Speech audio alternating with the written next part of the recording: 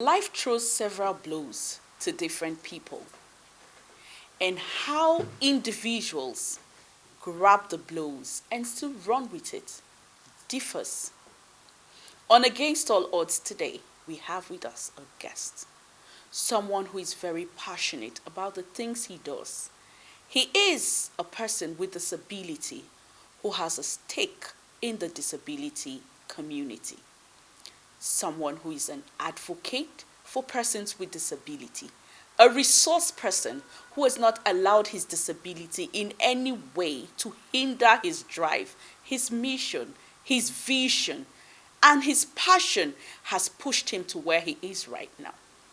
I have met several people who told me that they actually had the ambition of becoming medical doctors, but along the way, they couldn't cope because of disability.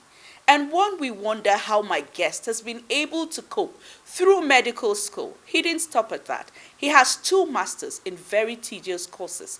Yes, today I have the pleasure of bringing right to your doorstep a disability advocate, a passionate driver, someone who has not stopped and is still fighting the cause of disability, ensuring that persons with disability get that which is due for them.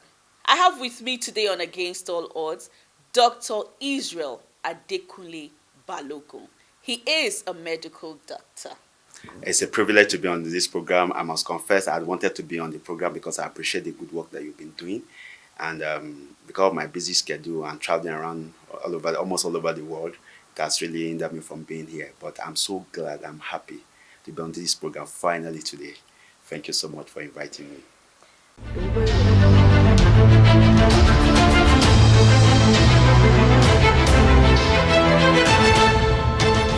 This is Against All Odds. 10 years ago, Nigeria accounted for half of the world's polio cases. But following an aggressive vaccination program, the African nation is on the verge of being declared polio-free. Despite this milestone, Nigeria's many polio survivors are left to struggle with their disabilities. Although one survivor has found a way to provide support and hope for thousands. Israel was born about 43 years ago in Igede, Ekiti, formerly in Ondo State, but now in Ekiti, to the late Mr. Jacob Adeoye Balogun of Odowa and Mrs. Kudirat Balogun from Offa, in Offa local government area of Kwara State. He is the second child of 7 siblings. He attended Muslim Community Primary School Odowa and later the St. Paul Township School from 1982 to 1986, where he completed his primary education in Jos, Plateau State. He also attended the St. Joseph Primary School in Odowa, Okero, local government area of Kwara State in 1987 before proceeding to Babalola Memorial Grammar School, Odowa, in Kwara State. Welcome back. The program is Against All Odds on the Nigerian Television Authority, the NTA. And today we have with us Dr. Israel Balogun. Doctor, so, just as I mentioned earlier, I meet a lot of people who actually had the ambition of becoming medical doctors, but disability stopped them and they had to change.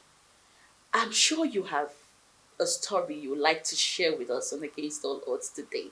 How it all happened and how you've been able to surpass it to this point that you are now. Thank you so much for this question.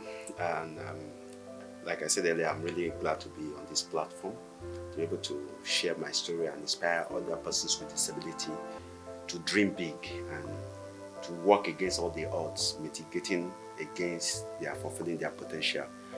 For me, I was born in 1975. I think about 9 months later, I was told that I developed some illnesses which they later discovered to be poliomyelitis. So basically, I grew up knowing that I had poliomyelitis, which affected my right lower limbs, my right leg. Let me not use the medical term, and had paralysis. So several efforts were made to make sure that they rehabilitate me, and I was taken to so many hospitals, including Bobi in Lagos. And unfortunately, of course, the paralysis has already been done, and I was not able to really walk. So, however, at the age of 5, I dreamt that I became a doctor, that I was helping so many people to prevent disability. That was the sparkle that I remember in my early age. So as fate we have it, because Lagos was very crowded, my dad felt that I won't be able to go to school in Lagos because of my disability. So it took me to my village in Odowa, Kwara State, where I went to stay with my grandmom, and I was going to school there. That was in 1980. So by 81, it was transferred to Jos. So at that point in time, I had to go and join because Jos is much more better in terms of space and allowances for someone with disability to be able to go to school. So I joined them in 1982 in Jos, and I attended St. Paul Primary School. We call it Yankaji, it's at Old Bukuru Park. However, when I graduated completed my primary school in 1986, the option was for me to go and learn a trade. So fortunately, I was taken back to my grandmother, the initial person I've started going to school with. And I remember my grandmother telling me and sitting me down, and she said she wouldn't want me to go to learn a trade as originally planned, that she believes that the only way I can compete with my mates in life was by going to school. So I had to go and repeat primary school in the village at St. Joseph CSC Primary School, which is about a kilometer away from the house. So it wasn't easy. Sometimes there was this man, when I first got in, one of our teachers used to drop me and his children. He has a bike, so he picked me up in the morning and dropped me. Unfortunately, he died less than 3 months of me starting. So it became a major challenge, and I had to limp to school. And sometimes my classmates will carry me on their back. So now we come in, I have wonderful classmates, very supportive classmates, Femi, Akin, and Boeji in primary school. So they will carry me on their back when I'm tired and bring me back home. So as time goes on, I had to, a welder in my village, develop a walking stick for me, which I was able to use to support myself. So to cut the long story short, by the time I got into secondary school, I started excelling. I was one of the best students in my school, representing the school, winning a lot of scholarship, even at right from my, I think, just S3 down to SS2. I represented the state. Represented the school at different competition across the state. And in 1993, when Governor Shabala Faji was commemorating his 100 days in office, my essay was one of the essays that won. That was chosen as one of the best then. So I was asked to come to the government house in the state capital, because then we are under a Rekpodu local government area of Kwara State, with Omaran being our capital. But unfortunately, June 12, with the crisis that occurred, the change of government, we couldn't go for that event. He secured admission to the University of Ilorin to study biochemistry in 1993-1994 session. But after 1 year, he decided to drop out to pursue his vision of studying medicine. He later proceeded to the University of Jos, where he overcame limiting barriers to graduate as a medical doctor from the University of Jos in 2007. He is now a medical doctor and a disability advocate who is passionate about inclusive development, especially amongst persons with disabilities. I remember I've cried, I've wept, so this is my second time will this dream die. But one day, my guardian, the TM in Dogun, Like I said earlier, I was very close to him. He took me to his house and he just slotted a video clip of late Dr. Miles Muro, where I was talking about discovering the secret of my personal purpose. By the time I finished listening to that message, I had already made up my mind that I'm leaving chemistry in my 300 level. Wrote JAM that year, that was in 2001, and I also applied for direct entry. As fate will have it, I had 258 as my JAM score. So that particular year, Kwara became a catchment area in Jos. So the major cutoff mark for other states was 264, but for Kwara was 258. So I was the one that got it. Then I also applied for direct entry. About that same time, Professor Shaldi was made the pro-chancellor at the University of Jos. So that was how my guardian, Dr. Dogu, brought the issue to him. I said I shouldn't worry, that I should go to Jos. I went to Jos and I gave him the notes. So as fate will have it, I had double admission. I had both 100 level and 200 level, but that wasn't the story. I started from 2. My first semester was bloody in the sense that I didn't have finance. After paying accommodation, school fees, I couldn't pay my accommodation.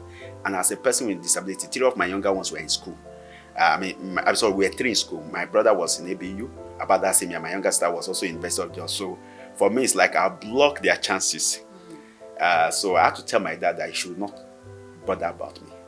I didn't know how I'm going to cope, but I made up my mind that I'm going to cope. So as fate will have it, God raised up somebody from the US the following semester. God woke him up in the person of Brother Louis Adebayo. He's a Nigerian but US citizen. And God said, when my son is in Nigeria, take over his education. He wasn't even sure. As of the time he left Nigeria, I was in ABU. So he thought maybe I was in ABU. He didn't know the magnitude of what he's getting himself into. Of course, sponsoring someone in medicine and chemistry is different. So we sent his sister to me, and by the time, to cut the long story short, he took over my academics. He was buying me my textbook, paying school fees. I get monthly stipends every month, and he sends me $1 every month. So I know how to convert. That was my first time of using Western Union money transfer, converting dollars, going for exchange, and so on and so forth to support myself. So the money was even very sufficient for me because I'm also a prudent manager of resources. And I was able to support my younger ones, even from that money, and also support myself. And to the glory of God, I graduated with my mates in 2007. I remember on the day of our graduation, of course, in med school, we have our own induction. We call it induction. So many people were there. The Ochidoma was there. The then MD Khan president was there, and the VC, everybody was there. So when everybody was collecting handshake, the conventional handshake, when it got to my turn, by the time I went to shake, my parents, it was only my dad and mom that were able to make it in the hall. The whole hall stood and were clapping. I was shocked. I said, what is happening? They were impressed that, okay, someone with disability was able to navigate medical school and come out successfully. In order to compensate for the so-called physical deficit, Israel aimed to outperform his peers academically. These goals reinforced his precocious behavior. He studied and simultaneously earned a good living. During my pediatric posting, and I saw the level of poverty that mothers and people in Nigeria do go through, especially taking care of their children. You see a lot of women coming to the teachers' hospital, they don't have resources. Of course, most of our services are out of pocket for the majority of the population. I saw that dilemma and I didn't want to be depressed. I said, what can I do that will enable me to be at the advantage position to be able to contribute to the healthcare system without taking a lot from those women. In other words, I'm looking for a way of getting money across to them so that they'll be able to access free services. So I decided to go in for public health. So in 2000, after trying for a residency program in Nigeria, is very competitive. I remember the then CMD in Jute, who happens to be the Professor Shayapam, wanted me to come back. Of course, he said I should apply, which I applied, but we have some issues along the line. But later, by 2012, I got into residency because when I wrote the exam, it came out as the best in my cohort. So I was able to get it on merit, not on favoritism. But it was later I discovered that there are some priorities that they should be given to persons with disability, even within unwritten rule, which I wasn't aware of. So I started residency, and I saw residency before I started that residency. I had worked with the wife of the governor. I forgot to say that Challenge Your Disability Initiative Bauchi, where I won a lot of grants. World Bank. I did the World Bank project in 2009, 2010 across 3 states, working among persons with disability on HIV and sexual reproductive health, which most persons with disability were not actually included there.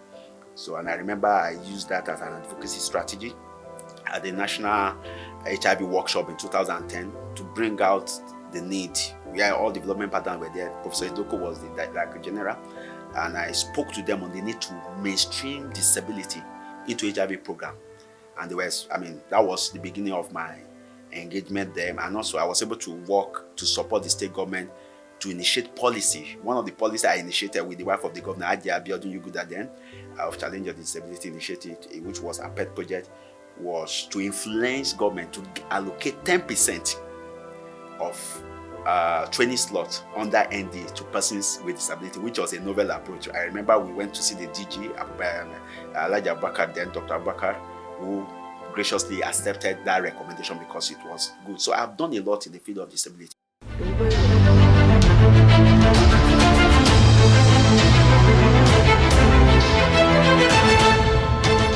This is Against All Odds. Israel had strong family support, and because he had it, he was able to develop a strong personality and a rock-solid belief system centered around the thoughts, I can and I will. How have you been able to use medicine to impact on lives of persons with disability? Are you practicing? Well, thank you so much for that question. I'll say this. Currently, I'm no longer practicing, but before I left the practice of medicine, I had worked first as an intern, and later I worked with the wife of the governor of Bauchi State, Challenge Your Disability Initiative, where I served as a program officer in the area of health and other areas, and I also practiced in an infectious disease hospital, where the infectious disease hospital is called Bayera, IDH Bayera, where we have a lot of persons affected by leprosy.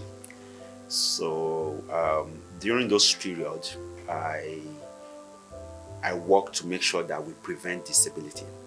In addition to that, I work to support the immunization process, immunization campaign in Bauchi, and even when I was in my residency too, I also work in a lot of outreaches supporting WHO in promoting the use of vaccine. Vaccine, of course, immunization campaign generally, because immunization for me, there was at that point in time before we finally had the polio eradication certification that we had some couple of years back. I had to go on air in Bauchi and also to different local governments to encourage parents to immunize their children, because one of the message I could share with them then was the fact that, look, if I had had immunization, Yes. I wouldn't have come down with polio. That nobody will want their child to have any disabling diseases or diseases that will lead to disability. We must stop believing that disabilities can keep a person from achieving something, because that's not true. Having a disability doesn't stop someone from doing certain things, and when you focus on someone's disabilities, you'll overlook their abilities, beauty, and uniqueness. Thank you so much, Dr. Balogun. Before we go, this your walking stick. Yes, your Sanda Musa. It's so heavy. TV, Yes. you know, one would think whenever I see you moving, I'm like, your shoulders, Yeah. doesn't it hurt? Maybe because you've been used to it or all that. Someone will wonder, why is he using this? Why not a wheelchair or clutches? Yeah, thank you so much for asking this question. I think I have crutches, but unfortunately, it wasn't comfortable for me. You know, when you come to assistive devices, I'm even glad that the WHO has even taken up this. Of course, there are some assistive devices that have been recommended, a catalog of them that have been recommended that countries should be able to have as part of their health policy. I'll say this: assistive devices should be the device that someone is comfortable using.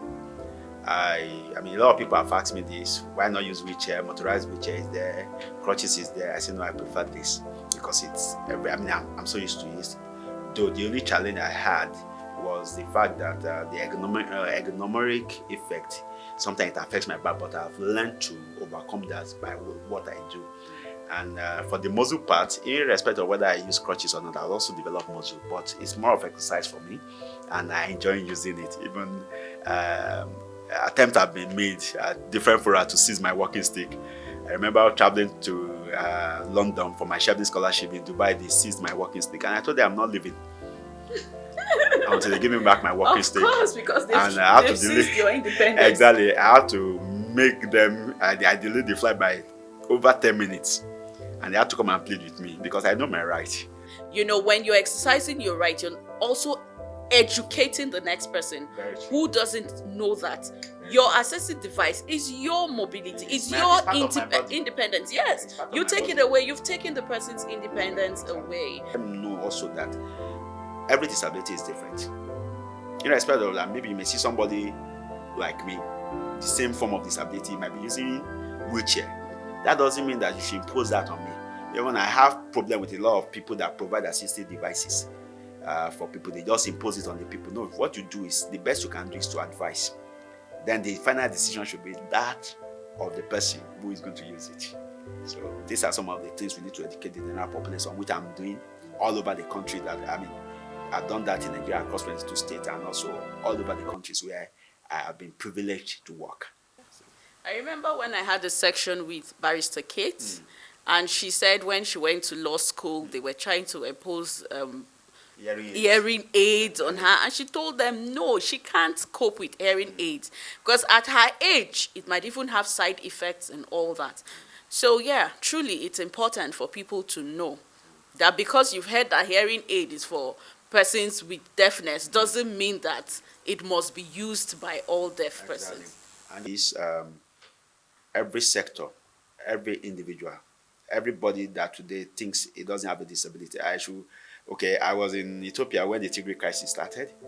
They should go and learn. Even in Nigeria, some of us have witnessed bomb blast. Yeah. You have seen a lot of people that were never person with disability, but because of the blast, they lost their hands. And just to say this, all over the world, more people are becoming person with disability. When you are mindful of that disability can happen to you at any point in time, and there's a need for you to be mindful. I don't want us to look at person with disability as object of pity, object of charity, but or we should look at them as people that have rights, equal rights.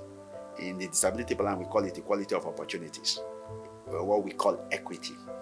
We're not equal, but equality of opportunity. Because if for me and you, if we want to go on an equal plane, let's say we are to run, of course you will outrun me. But if I have a motorized wheelchair, for instance, I can be able to keep pace with you. You know, that's part of equality of opportunity. So, thank you so much for what you are doing, and I appreciate you greatly. Someone just whispered, "Well, is he married? Does he have children?" Oh, thank you so much. I'm happily married. Fortunately, I married someone without disability. My wife is about 1.84 meters, very tall, very beautiful, and I'm married with 3 kids, 2 boys and a girl.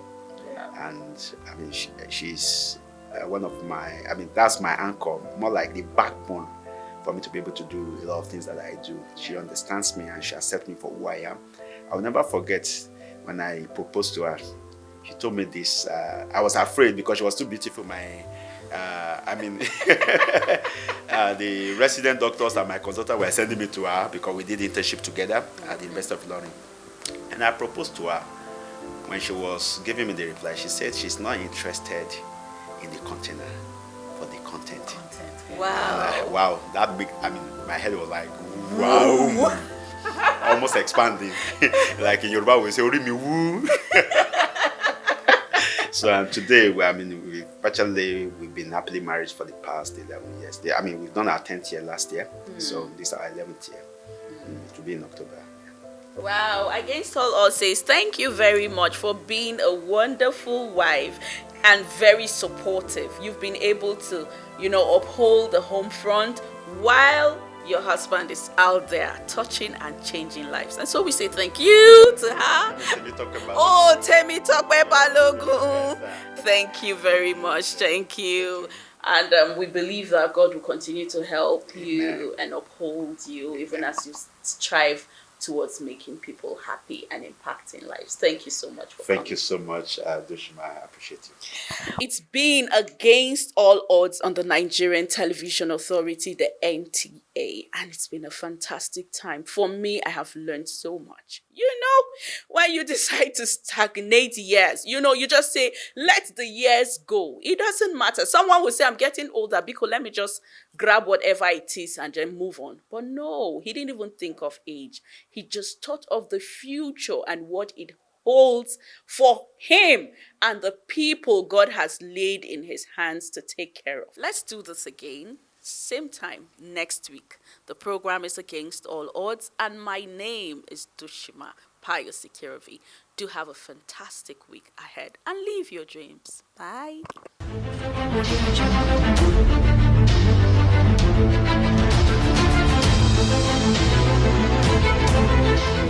Audio